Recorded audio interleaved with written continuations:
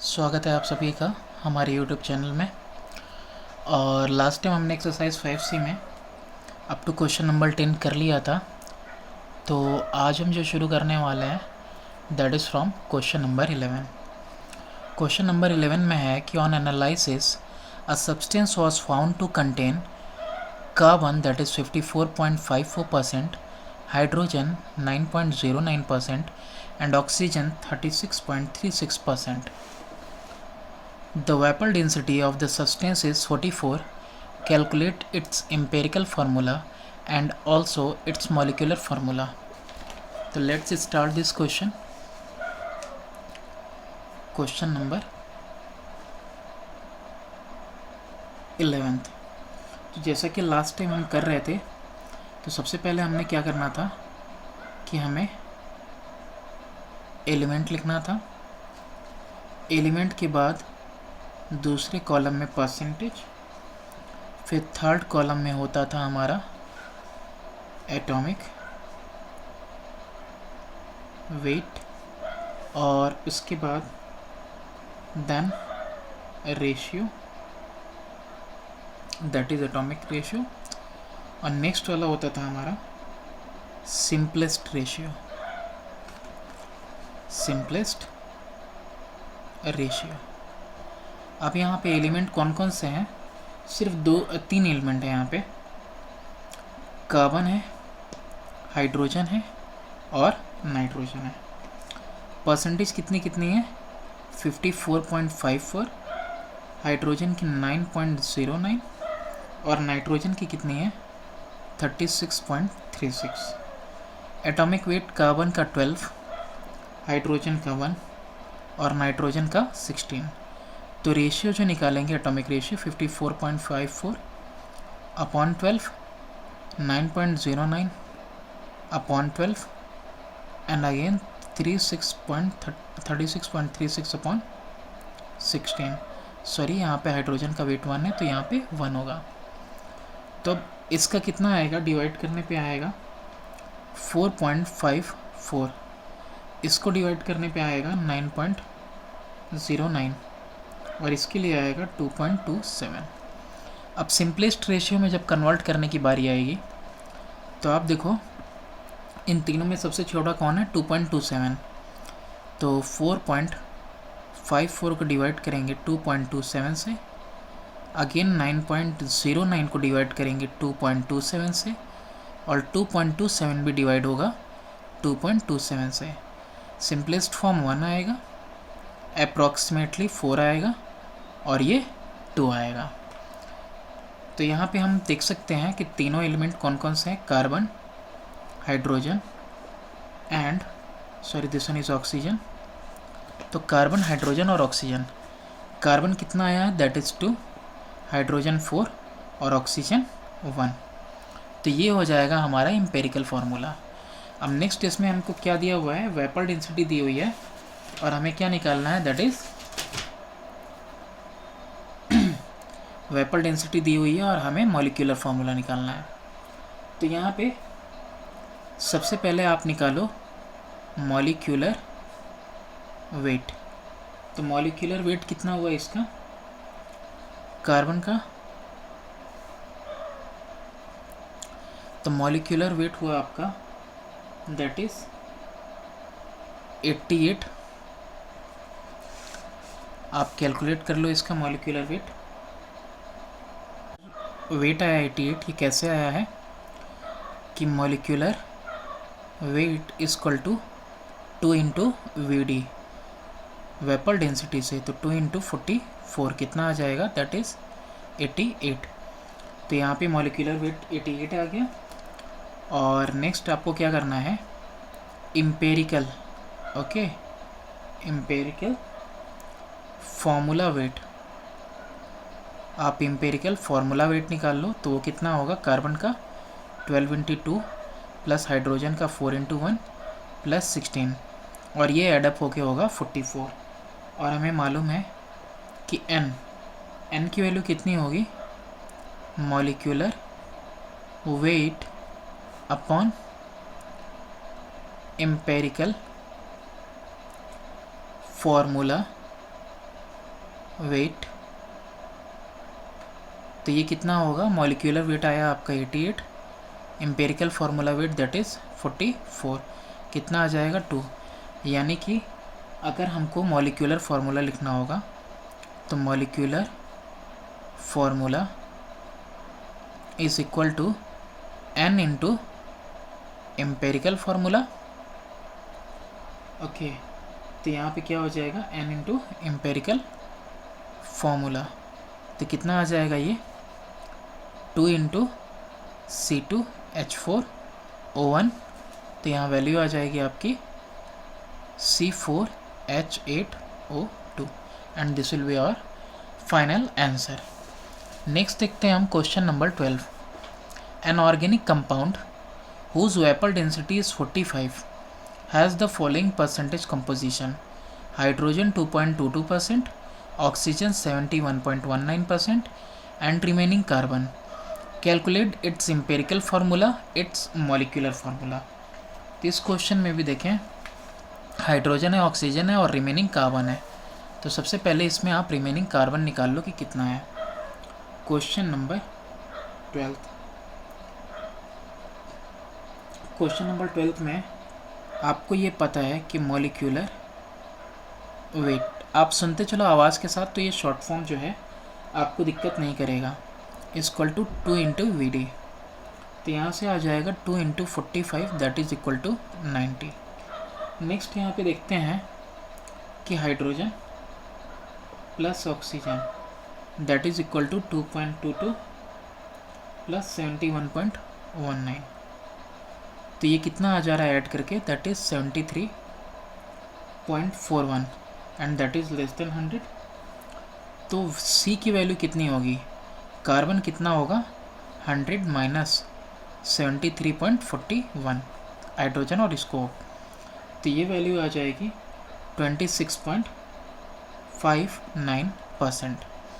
तो इतना कार्बन है और इतना हाइड्रोजन और ऑक्सीजन है और कार्बन इतना है। इसको आप ऐसे भी कर सकते हो कि हाइड्रोजन कार्बन ऑक्सीजन, इसका वेट 2.22, इसका 71.19, तो इसका अगर निकालना है तो टोटल हमेशा कितना होता है 100%, तो इन दोनों को ऐड करके 100 से आप सब्ट्रैक्ट कर दो, है ना। H plus O, sorry carbon का निकालना है, H प्लस ओ का ऐड कर दो, के माइनस कर दो। अब यहाँ पे स्पेस कम है तो हम पीछे चलते हैं और टेबल बनाते हैं सबसे पहले।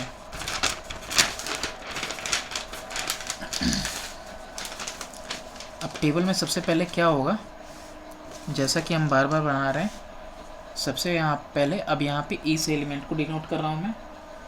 अब इसके बाद मैंने यहाँ पे परसेंटेज डिनोट कर दिया सिंबल के साथ। अब इसके बाद एटॉमिक वेट भी शॉर्ट फॉर्म में लिखा। अब यहाँ पे रेशियो और यहाँ पे सिंपलेस्ट रेशियो। अब यहाँ पे एलिमेंट में कौन कौन से हैं, कार्बन है, हाइड्रोजन है और ऑक्सीजन है। कार्बन का परसेंटेज 26.59, हाइड्रोजन का परसेंटेज 2.22 और ऑक्सीजन का परसेंट 71.19। कार्बन का एटॉमिक वेट 12 होता है, हाइड्रोजन का 1 और ऑक्सीजन का 16।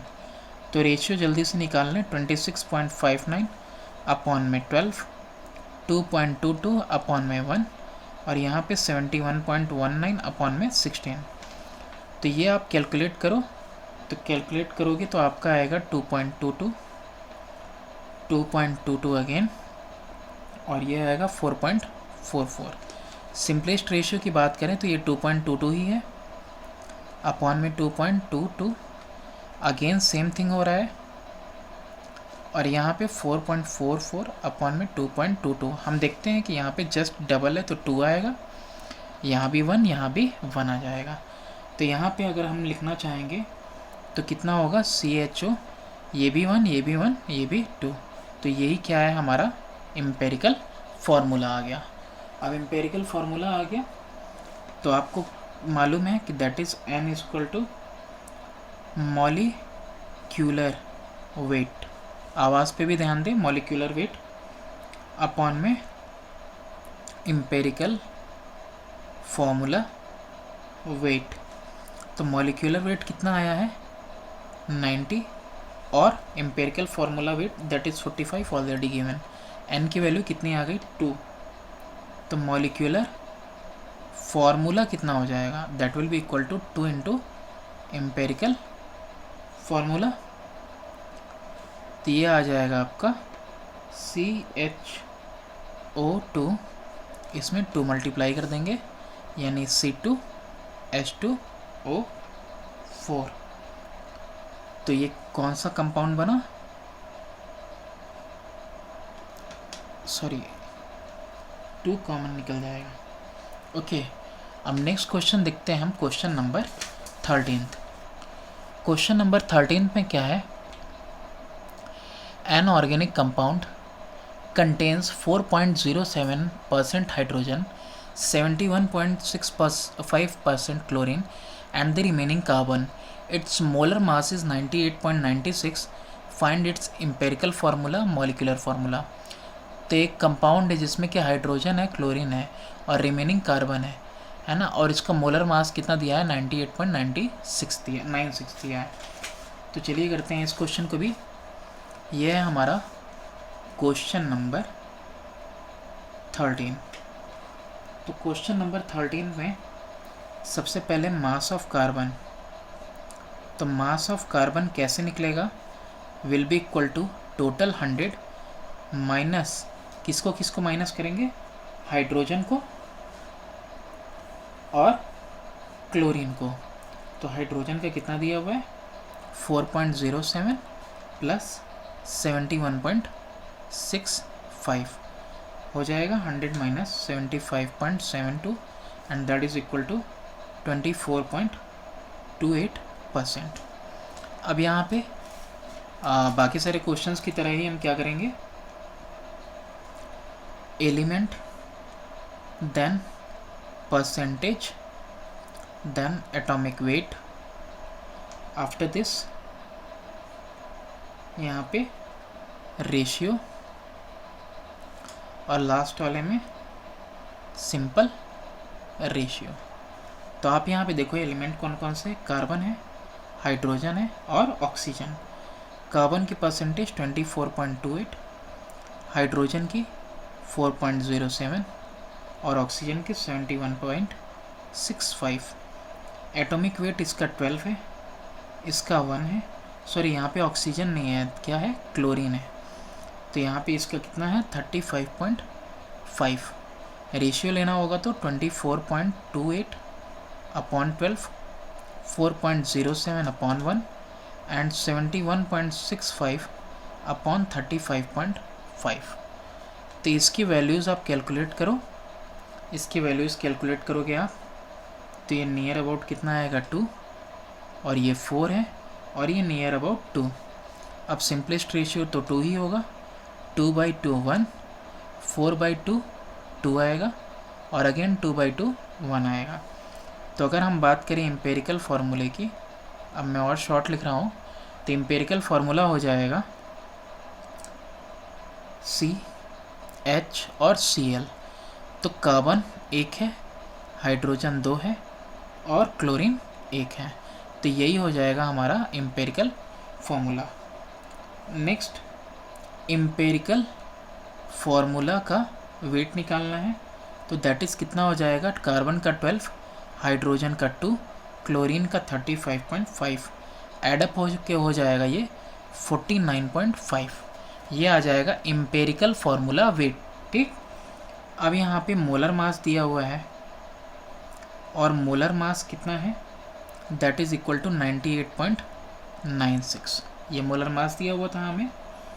अब n की वैल्यू क्या होती है, that is molar mass whole upon empirical formula weight. तो ये कितना हो जाएगा 98.96 upon 49.5 that is equal to 2। तो अब यहाँ से मॉलिक्यूलर फार्मूला वो क्या हो जाएगा, ट्वाइस द एम्पेरिकल फार्मूला। तो एम्पेरिकल फार्मूला CH2Cl है, इसमें क्या हो जाएगा ट्वाइस, तो क्या बन जाएगा हमारा H4Cl2। तो this will be our molecular formula और ये है हमारा एम्पेरिकल फार्मूला। नेक्स्ट क्वेश्चन हम रीड करते हैं, question number 14। A hydrocarbon contains 4.8 gram of carbon per gram of hydrogen. एक हाइड्रोकार्बन है जिसमें कि 4.8 ग्राम ऑफ कार्बन मिलता है पर gram of 4.8 gram of carbon per gram of hydrogen पे। कैलकुलेट करना है ग्राम atom of each, find the empirical formula and C1 find molecular formula if it's vapour density is 29। तो लेट्स स्टार्ट दिस क्वेश्चन। तो अब इस question में क्या करना है हमको,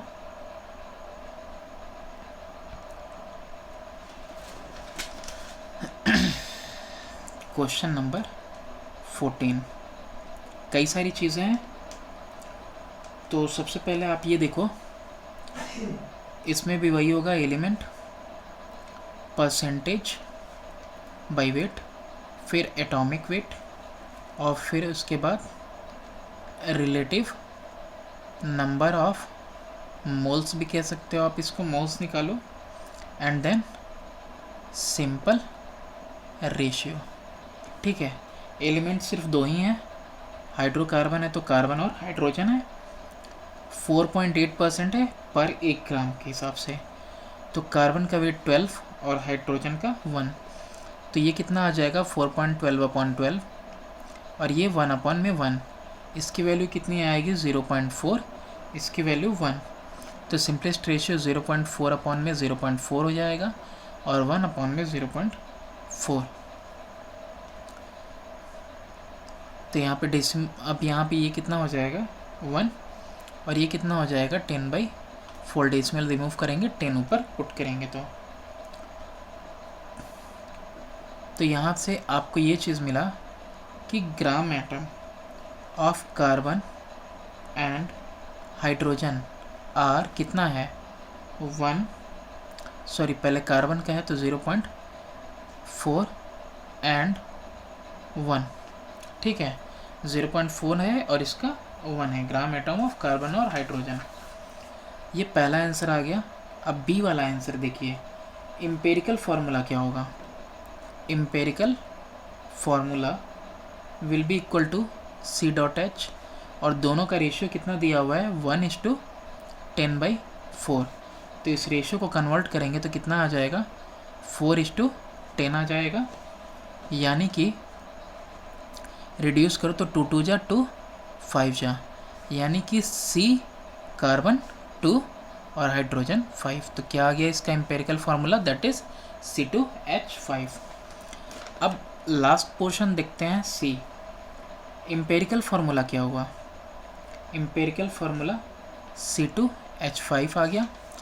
अब इसके अलावा और क्या दिया हुआ है, वेपर डेंसिटी दिया हुआ है, दैट इज इक्वल टू 29 है गिवन। मॉलिक्यूलर वेट कितना होता है, molecular weight is equal to 2 into vapour density, तो 2 into 29 that will be equal to 58। ये क्या आ गया आपका मॉलिक्यूलर वेट आ गया। अब n निकालेंगे कि कितने टाइम्स है मॉलिक्यूलर फार्मूला किसका, एम्पेरिकल फार्मूला का। तो n is equal to molecular weight upon में एम्पेरिकल फार्मूला वेट। तो कितना आया मॉलिक्यूलर वेट, यहाँ देखते हैं हम 58 है और एम्पेरिकल फार्मूला वेट कितना है, दैट इज़ 29 है। 12 2 जा 24 और प्लस 5 कितना हुआ 29। तो ये n की वैल्यू कितनी आई 2। तो molecular formula is equal to 2 into empirical formula is equal to 2 into C2H5। तो कितना हो गया C4H10 and this is your answer. Next question देखते हैं हम, क्वेश्चन नंबर 15। 15 नंबर क्वेश्चन में क्या है कि क्वेश्चन नंबर 15 में पूछ रहा है कि 0.2 ग्राम atom of silicon combine with 21.3 gram of chlorine, find the empirical formula of the compound formed. कि 0.2 ग्राम सिलिकॉन है वो कंबाइन कर रहा है 21.3 ग्राम ऑफ क्लोरीन से, तो एम्पेरिकल फार्मूला बताना है आपको कंपाउंड जो बना उसका। तो let's start this question. This one is what? Question number 15.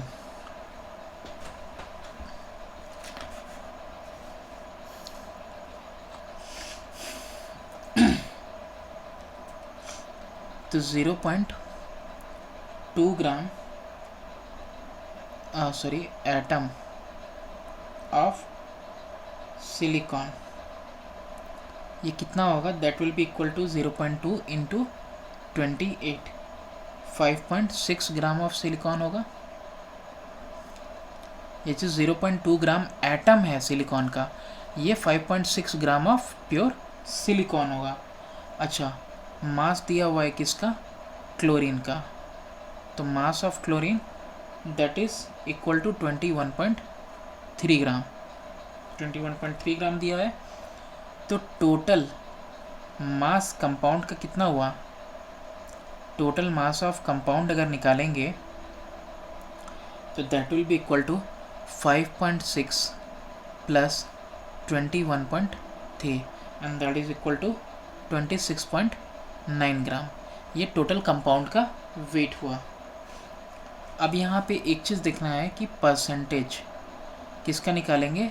Of silicon. Silicon कितना परसेंट है? तो सिलिकॉन का परसेंट निकालने के लिए सिलिकॉन है कितना? 5.6 अपॉन टोटल इंटू 100 कितना आ जाएगा? ये आपका कैलकुलेट होके आएगा 20.82%. नेक्स्ट वाला है परसेंटेज. अब किसका निकालेंगे? Of chlorine. कितना निकलेगा? क्लोरीन का 21.3 अपॉन में टोटल इंटू 100. तो ये आ जाएगा आपका एटलीस्ट 79.18%.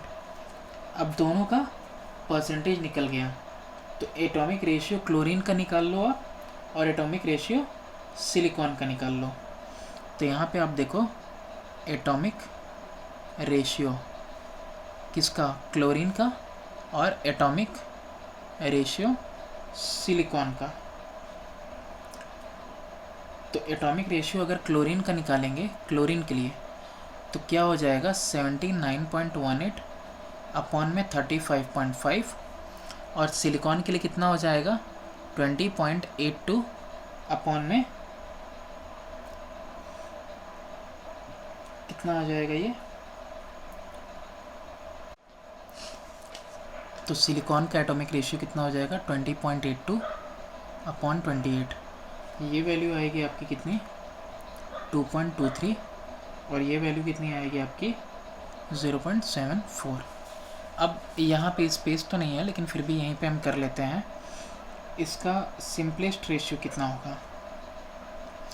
तो इन दोनों में आप देखो सिंपलेस्ट रेशियो जो होगा दैट विल बी 0.74 ही होगा सिंपलेस्ट रेशियो. तो यहाँ पे आपके पास दो हैं. कौन कौन सा? क्लोरीन है और क्लोरीन के साथ सिलिकॉन है. तो क्लोरीन का कितना है? 2.23, और सिलिकॉन का 0.74. तो सिंपलेस्ट रेशियो में 2.23 अपॉन 0.74 और 0.74 अपॉन में 0.74. ये कितना आएगा कैलकुलेट करने पे? ये आ जाएगा अप्रॉक्स 3, और ये कितना आ रहा है? ये तो 1 आ रहा है. तो यहाँ पे जब कंपाउंड बनेगा सिलिकॉन और क्लोरीन का, तो क्लोरीन कितना होगा? 3 और सिलिकॉन 1. यही आ गया इसका empirical formula. Okay, next question करते हैं हम. Question number 16. क्वेश्चन नंबर 16 में क्या है कि there is a gaseous hydrocarbon contain 82.76% of carbon. Given that its vapor density is 29, find its molecular formula. कि कोई गैसियस हाइड्रोकार्बन है जिसमें 82.76% कार्बन है, और इसमें वेपर डेंसिटी 29 दी हुई है. आपको मॉलिक्यूलर फार्मूला निकालना है. तो हाइड्रोकार्बन है तो हाइड्रोजन और कार्बन से ही बना होगा बस. तो यहाँ हम शुरू करते हैं. क्वेश्चन नंबर कौन सा है ये? Question number 16. क्वेश्चन नंबर 16 देखते हैं। तो क्वेश्चन नंबर 16 में आप देखो कि सबसे पहले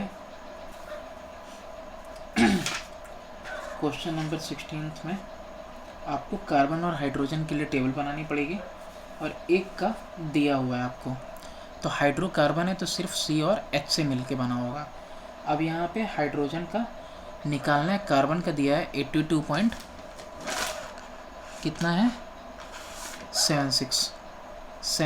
तो हाइड्रोजन का कितना हो जाएगा 100 माइनस 82.76 और ये कितनी आएगी वैल्यू, ये आएगी 17.24। इसको फिर से टेबल से करते हैं। Element,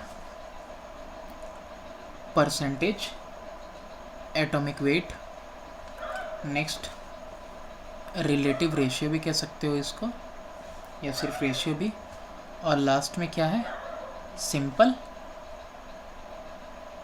ratio. ठीक है, तो एलिमेंट कौन कौन से, सिर्फ दो ही हैं, कार्बन है और हाइड्रोजन है। कार्बन का परसेंटेज 82.76, हाइड्रोजन का कितना निकाला 17.24, एटॉमिक वेट कार्बन का 12 और इसका 1, तो रिलेटिव रेशियो 82.76/12 और ये आ गया 17.24/1। तो ये आंसर कितना आ रहा है आपका, इसको करने पे आएगा ये आपका 6.89 और ये कितना आएगा आपका 17.24। अब इन दोनों में छोटा कौन है 6.89, तो यहाँ पे कितना हो जाएगा 6.89 अपॉन में 6.89, ये आ जाएगा इक्वल टू 1। और जब आप 17.24 को डिवाइड करोगे 6.89 से तो ये आ जाएगा अप्रॉक्सीमेटली 2.5। तो आप इसको होल नंबर में कन्वर्ट कर लो। तो होल नंबर में कन्वर्ट करने के लिए कार्बन इस हाइड्रोजन कितना है 1:2.5 है ना, तो आप इसको डबल कर लो। तो डबल करेंगे तो 2:5 आ जाएगा। तो इम्पेरिकल फार्मूला हम यहाँ से लिख सकते हैं कि empirical formula is equal to C2H5, C2 और H5 हो जाएगा ये इम्पेरिकल फार्मूला। अब यहाँ पे देखो कि इम्पेरिकल फार्मूला मास या इम्पेरिकल फार्मूला वेट कितना होता है, दैट इज़ 12 × 2 प्लस हाइड्रोजन कितना है 5 × 1 कितना आ जाएगा 24 + 5, ये आ गया आपका 29। अच्छा, वेपर डेंसिटी इसमें दी हुई थी already, that was equal to 29। अब यहाँ पे मॉलिक्यूलर मास कितना आएगा, molecular mass is equal to 2 × VD, यानी कि 2 × 29 दैट इज इक्वल टू 58।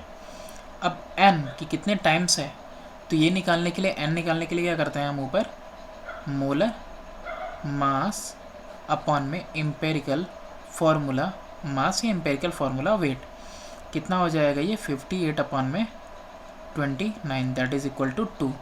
तो यहाँ से molecular formula will be equal to 2 × empirical formula.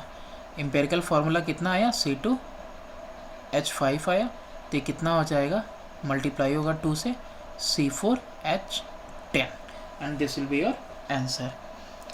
तो thanks for watching, rest of the questions we will do in the next video.